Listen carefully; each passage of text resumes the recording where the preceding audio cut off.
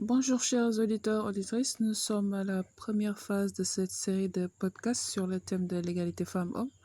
Alors le sujet proposé cette semaine est la discrimination positive, soutenir l'insertion des femmes et des jeunes.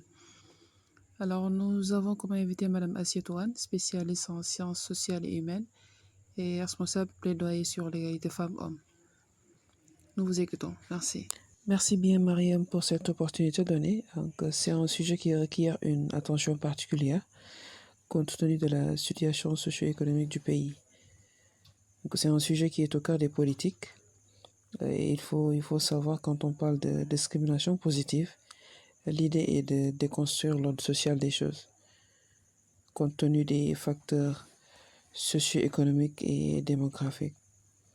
Depuis plusieurs décennies, cette discrimination entre l'homme et la femme a toujours été marquée par un déséquilibre, dans tous les domaines d'ailleurs, donc dans le domaine de l'éducation, la formation, dans le domaine de l'emploi. La femme a toujours été reléguée au second plan. Et cette discrimination est bien fondée sur des politiques, cette discrimination pour soutenir l'insertion en fait, elle est fondée sur des politiques de l'égalité de femmes-hommes, à travers des critères de compétences pour soutenir l'insertion des deux couches sociales les plus vulnérables, à savoir les femmes et les jeunes. Donc, cette politique est justifiée donc par une dominance d'un pourcentage de plus de 30% de femmes qui ne sont pas insérées dans le marché de l'emploi.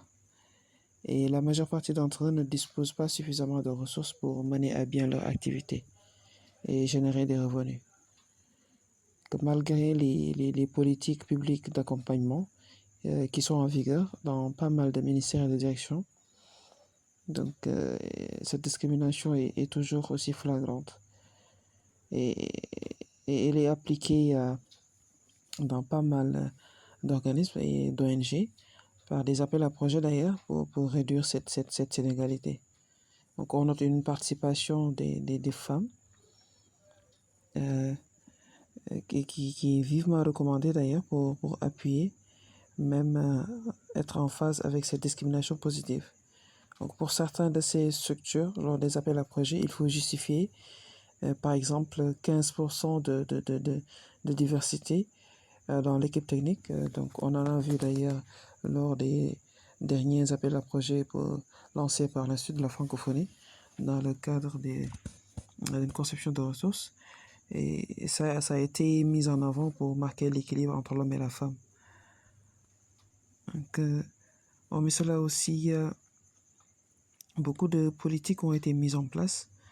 Donc il en va de soi-même pour repêcher des candidats sur la base du mérite. Certains même iront jusqu'à rejeter cette discrimination, que des candidatures féminines sont retenues, non sur la base du profil recherché, mais juste pour le respect de cette politique d'égalité des sexes. Alors que ces adeptes ne savent même pas que cette politique regorge des critères tels que des critères de compétences, de savoir-faire et même des critères comportementaux. Et je le dis souvent, à métier égal, compétence égale, le savoir-faire n'a pas de sexe.